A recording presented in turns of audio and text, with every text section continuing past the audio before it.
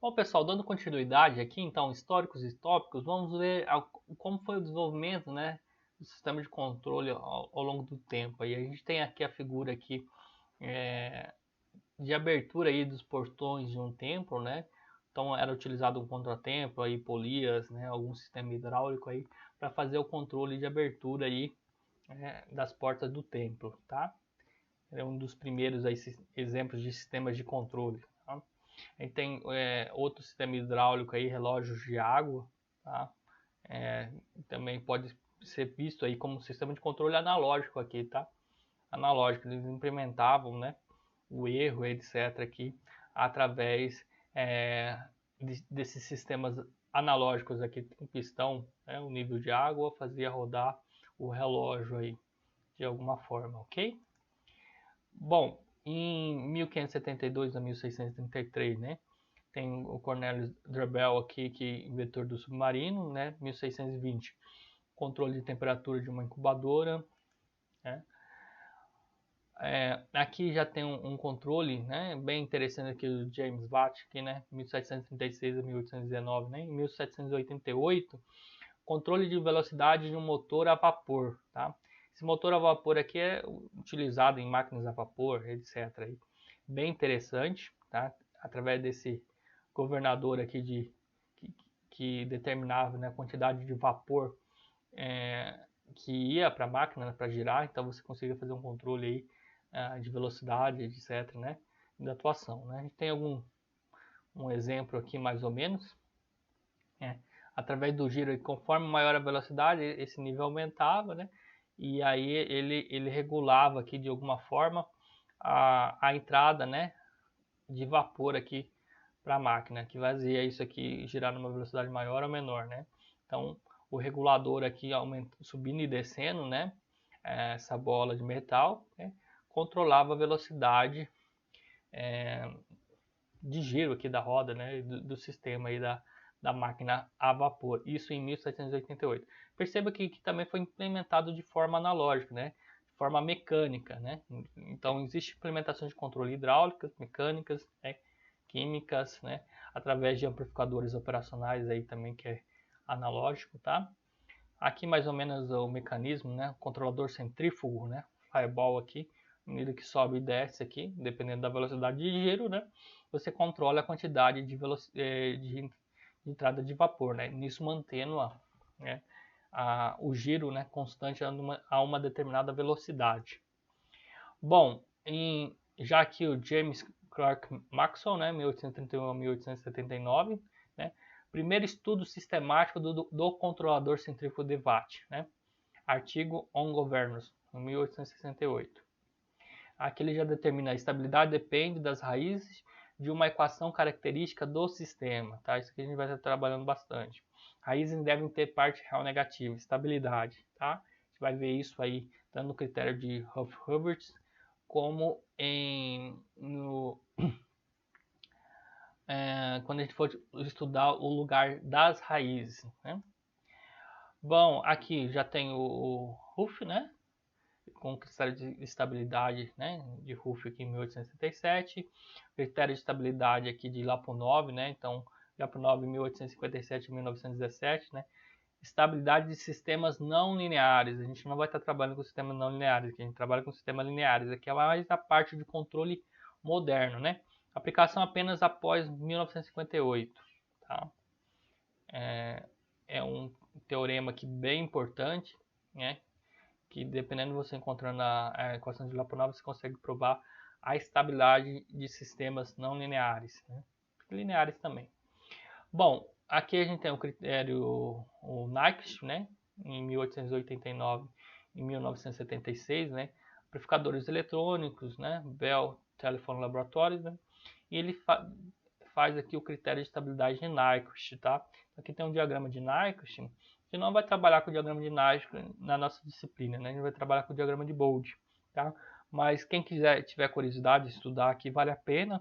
Ele é bem utilizado em controle robusto aí, o pessoal utiliza aí o diagrama de Nyquist para estudar a estabilidade e definir critérios, né? Critérios de robustez aí. Então, quem tiver curiosidade e ver isso aqui mais a fundo, né, é um famoso controle aí que baseado aí, né, nesse tipo de gráfico, é o controle H infinito. Bom, aí temos o diagrama de Bode, né, resposta em frequência, gráfico de Bode, margem, estabilidade. Então, diagrama aqui de magnitude e fase. Tá? Então, os dois diagramas aí a gente deve estar estudando um pouquinho como traçar esse diagrama, como que a partir dessa análise aqui em frequência a gente obtendo, né, talvez o gráfico experimental, como que a gente tem ideia mais ou menos qual é a nossa função de transferência, tá? Então, essa é a ideia de a gente estudar diagrama de Bode. Vai estudar aqui também margem de estabilidade, etc, aqui um pouquinho mais a fundo, utilizando esses diagramas aqui na frequência, tá? Bom, controlador proporcional integral derivativo, né? Em 1936, trabalho experimental, 1942, método de Ziegler-Nichols. Esse aqui é um método de autossintonia que a gente vai estar trabalhando aqui, tá, pessoal? Utilizando aqui, deixa eu mostrar com a caneta, o computador. A gente vai estar trabalhando os métodos de autossintonia de Ziegler-Nichols e o controlador PID, né, proporcional ao erro, integrando o erro, né, e derivativo aqui, velocidade, né. Então, o controlador PID aqui. É tudo baseado no erro, pessoal. E até as derivações de outros controladores aí, robustos, etc., sempre a gente vai ter algum ganho proporcional ao erro, algum ganho proporcional ao somatório do erro, né? Para eliminar aquele erro de regime permanente. Então, a gente soma aquele erro e tem uma constante que multiplica aquele somatório, que vai fazer com que aquele erro de regime permanente tenda a zero, né? E o derivativo aqui vai fazer que a velocidade, né, para que ele chegue em regime permanente, talvez seja um pouco mais alta, né? Mas pode implicar que a gente vai ter algum sobresinal, alguma coisa desse tipo. Aí tem uma tabelinha aqui, que foi feita aí por Ziegler-Nichols aí, né? Eles chegaram a esse resultado baseado em experimentos. Aí eles chegaram nessas constantes aí, que conforme a resposta do sistema aí, né? Você dá uma entrada degrau. Existem outros métodos deles. Analisando esses tempos LT e aqui a constante K, você consegue determinar alguns valores de KP, KI e KD. Isso. Que são os ganhos aqui do controlador PID. Bom, depois a gente tem com o Walter Evans aqui o lugar das raízes, né? A gente vai estar estudando também e aprender a manipular, né, esse diagrama aqui, de forma que a gente consiga projetar os nossos controladores, né? Controlador PID, avanço, atraso de fase, né? São os diversos compensadores aí. A ideia é a gente utilizar esse controlador aqui para a gente conseguir alocar, né, os polos aqui de malha fechada, né, nas posições desejadas que dê as especificações do sistema, ok? Bom, histórico tópico aqui continuando, né? Aqui mais entrando mais no controle moderno, né? O princípio do domínio de Pontryagin, aqui, a equação de Bellman, né? Programação dinâmica aqui com Bellman, né? 1958, já são resultados importantes, né? No desenvolvimento de controladores modernos. Tem o Calma aqui com controladores estimadores ótimos, né? Uso de computadores, espaços de estados, tá? Com espaço de estado a gente já consegue trabalhar com os sistemas, né, com múltiplas entradas e múltiplas saídas, tá? Que a ideia da disciplina nossa aqui é trabalhar com o sistema CISO, né? Single input, single output, né? Uma entrada e uma saída, ok? Então aqui já entrando na parte de controle moderno. Bom, deixa eu ver o tempo aqui. Nossa, acho que já vale a pena a gente falar um pouquinho aqui, né? Como que o controle dinâmico é inserido na automação, né? Tem a hierarquia aqui mais ou menos, né? Nível 1, 2, 3, 4, 5 aqui, né? A gente tem aqui o servo mecanismo e o controlador aqui, né? Então nível mais baixo aqui é do processo, né? É da planta aqui. O servo mecanismo regulador está no nível 1. Controlador aqui dinâmico multivariável já está no nível 2, né? Um pouquinho mais acima. Controlador de eventos aqui já mandando referências também para o nosso controlador dinâmico, né? Otimização da produção, né? E nível 5, otimização econômica e planejamento da produção, né? Aqui tem mais ou menos as explicações aqui de cada sistema, de cada nível, ok? Depois vocês dão uma olhada com mais detalhes. Né? Ok, e na parte de desenvolvimento de projetos, como que fica, né? Etapa de desenvolvimento de projeto no sistema de controle, né? Bom, vamos seguir aqui, ó. Estabelecer os objetivos do controle, né? Identificar as variáveis a controlar. Então, primeiro, escrever as especificações, né? Esse primeiro bloco aqui, objetivo, variáveis a serem controladas e especificações, né? Então, qual que é o objetivo aí? Ah, eu quero um controle suave. O que eu vou controlar? É a velocidade, né? É a posição, né? É a temperatura, né? Quais são as especificações? Em quanto tempo eu tenho que chegar nessa especificação, né?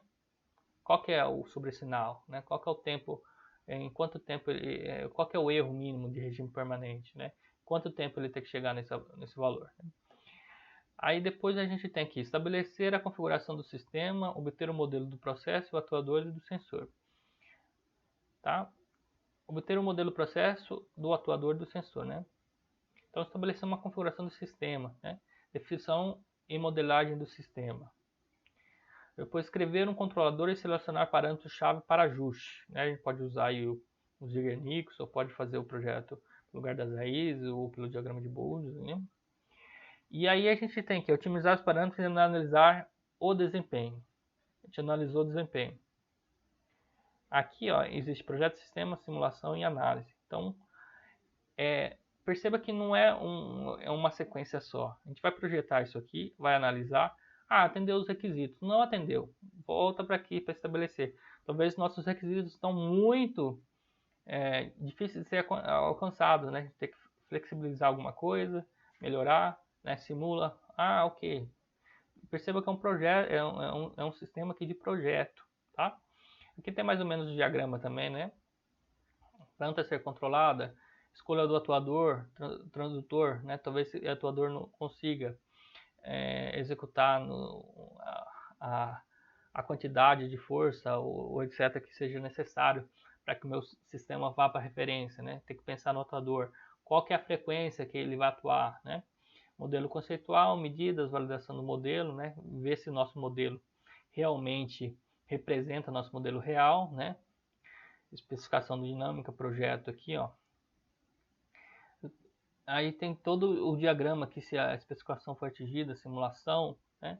Projeto, explicações atingidas, né? Não, né? Volta a escolher o atuador aqui, o processo todo. Sim, faz a simulação. Especificação de atingida, sim. Não, volta para o projeto, né? Implementação do controlador, né? Ensaio do sistema, especificações atingidas, sim. Documentação, né? Ensaio do sistema, startup, proteção manual, né? Colocar sempre segurança aqui é importante, né? E aí tem um diagrama aqui de todo o processo, né, de projeto, tá? A gente vai estar trabalhando mais na linha aí, talvez fazendo um pouquinho de simulação, né? E pelo menos uma sequência de linha, né, de pensamento de projeto, tá? Que pode ou não atender as especificações dependendo da complexidade do nosso sistema, né? Se for um sistema mais simples, é bem possível que a gente consiga atender os requisitos aí e a gente vai perceber isso quando a gente for analisar, né, a implementação. Bom, o que eu gostaria de falar um pouquinho agora com vocês é projeto auxiliado por computador aí, o CAD, né? Como que a gente pode fazer simulação. O mais usual aí para controle aí, que tem vários toolbox interessantes é o MATLAB, tá? O MATLAB vem tanto com a parte de código, de script, de toolbox, né? Auxílio aí a vários toolbox que permite cálculo, controle PID, autossintonia, né? Controles modernos, etc. Que permite o ajuste, né, e o fácil cálculo daqueles controladores, tá? E o Simulink também, que você consegue fazer a simulação através de diagrama de blocos, né? A gente vai estudar um pouquinho de diagrama de blocos, perceba que tem vários bloquinhos aqui do sistema aqui do helicóptero, por exemplo, né? Entradas, saídas, né? A alimentação, somadores, né, que a gente tinha comentado um pouquinho, né? Os controladores, ele tem aqui, na verdade, vários controladores ISO, né? É um sistema aí. Então aqui é a parte de MATLAB e parte de Simulink, né? Simulação através de blocos, tá? Tem o Scilab aqui, que é um software livre, tá? Faz exatamente as mesmas tarefas aí, simulação em blocos e em código, tá? Vale muito a pena dar uma olhada também no Scilab, tá? A gente não vai estar trabalhando com o Scilab nem o MATLAB esse semestre. A ideia é que a gente utilize o Octave, tá? Por que eu estou optando pelo Octave, pessoal? Porque o Octave ele tem uma versão online que não precisa de instalação no computador de vocês nem nada, tá? Quem quiser instalar, tem a versão aqui, ó. Vale a pena instalar? Vale a pena instalar. Mas por que eu acabei escolhendo? Não quero instalar no meu computador. Então a gente consegue fazer bastante coisa online. Eu achei bem interessante a ferramenta, apesar de ser um pouco limitada, tá? Ela tem as limitações de processamento, a gente não vai conseguir fazer código muito complexo. Mas para o que a gente vai utilizar na disciplina, eu acho que já ajuda bastante, tá? Não, precisei um pouquinho mais, né, de processamento, então talvez valha a pena vocês estarem instalando no computador de vocês aí o Octave.